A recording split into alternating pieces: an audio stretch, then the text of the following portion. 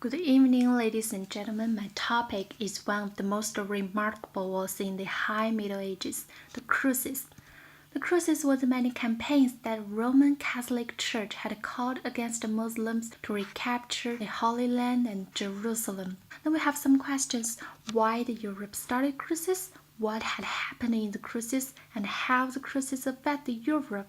The Crusades started from the Council of Clermont in 1095, where the Pope Urban II said, "All who die by the way, whether by land or by sea, or in battle against the pagans, shall have immediate remission of sins. This I grant them through the power of God with which I am invested." But it's not the whole picture. Before the Council of Clermont, we said many things had happened. So what exactly caused the war? Well, all the stories start from the fall of powerful Macedonian dynasty and the rise of ambitious Seljuk Turks. The conflict between Byzantine Empire and the Seljuk Turks focused on the control of Anatolia, also called Minor Asia. In 1025, the Byzantine Empire reached its largest ever territory. The whole Anatolia was under its control, but only 20 years after the end of the Macedonian dynasty, almost all the Anatolia became Seljuk Turks' land. The Anatolia was so important to Constantinople since it was not only the entrance to Asia but more importantly was its main source of food and labor. So Alexis I, the king of the Byzantine Empire, turned to the Pope Urban II for help. And what's his story? Because of the endless internal struggles between kingdoms and between kingdom and church, the Pope couldn't exert much influence as before. Therefore, the two hated off and found a common enemy for the Europe, Muslims. Now we'll show some important crusades.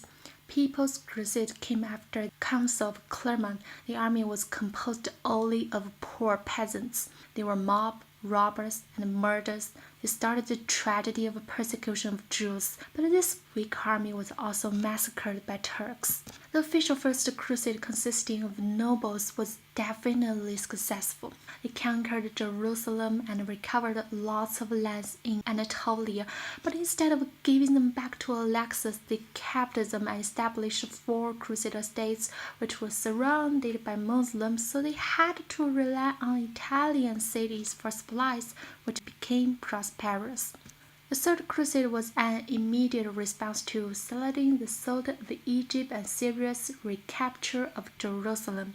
It was also called King Crusade because of 3 legendary leaders, Frederick Barbarossa, Philip Augustus, and Richard Lionheart. After the unexpected death of Barbarossa, Holy Roman Army left. Then Philip left either due to his conflict with Richard. Richard didn't win back Jerusalem, but fortunately Saladin allowed Christians and merchants to visit Jerusalem from those flourishing Italian cities. The Fourth Crusade was crazy, even somehow funny. Though the Pope hoped to reconquer Jerusalem, the Crusaders did nothing with it. At the beginning, Venice built the largest ever fleet for Crusaders to go to Egypt, but unfortunately they couldn't pay the bill. So Danilo said, "If you don't attack Zara for me, I won't let you go." As a result, Zara was looted. Over there, Alexis IV negotiated with Crusaders that if you help me get back my throne, I will pay off your debt and export you to Egypt. But later, the king Alexis IV found that he didn't have enough money either. So the angry poor Crusaders sacked Constantinople and even covered up the great Byzantine Empire, establishing a Latin Empire instead for Catholic Church. Venice not only owned these green areas, but in fact was the commander of the Latin Empire and therefore successfully controlled east-west trade.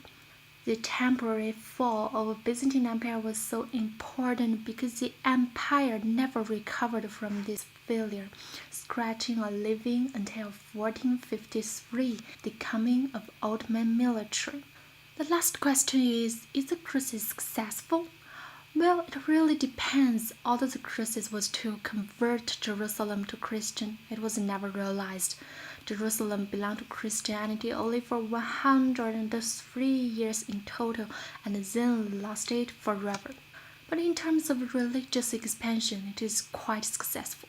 Christianity not only recaptured some lands in Anatolia, it also expelled Muslims from Iberian Peninsula and converted the northern tribes, and thus predominated the entire western, middle, most eastern, and northern Europe.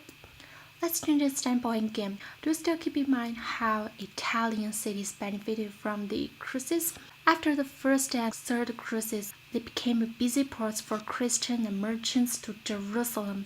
Later, the Republic of Venice defeated and merged its main competitor, Byzantine Empire, and became the center of trade.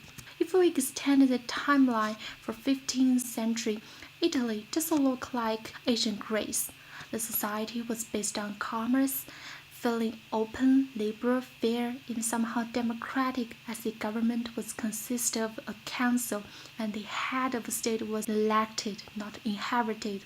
Citizens were wealthy and had plenty of time to study art, so it was reasonable that the Renaissance started from here. Well, let me make a brief summary. I explained why the Crusades occurred and mentioned some important campaigns. Finally, I tried to assess the Crusades and moreover its connection to another story, Renaissance. That's all. Thanks for listening. See you next time.